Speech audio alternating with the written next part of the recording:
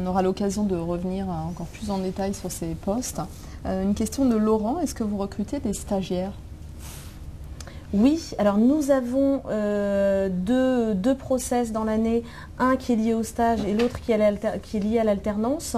La DRH de la MACSF encourage les différentes directions à faire appel à des stagiaires ou à des alternants, non pas dans une logique qui est de dire c'est une main-d'œuvre à bon prix, c'est pas du tout l'esprit. Au contraire, pour nous, c'est un vrai vivier en termes de recrutement.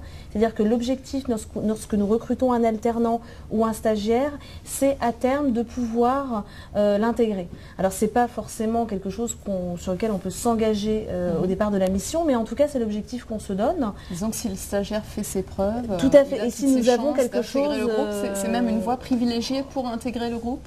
Oui, généralement, lorsqu'on a un poste à pourvoir et que nous avons un stagiaire ou un alternant, parce que je parle de dispositif, qui est en place et qui donne satisfaction, il est évident que nous préférons privilégier cette voie-là.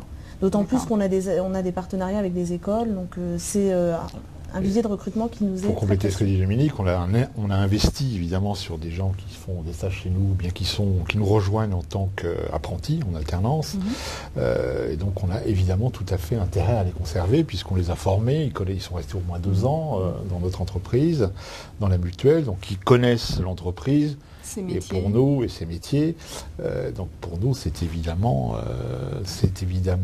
un vivier et nous souhaitons les garder.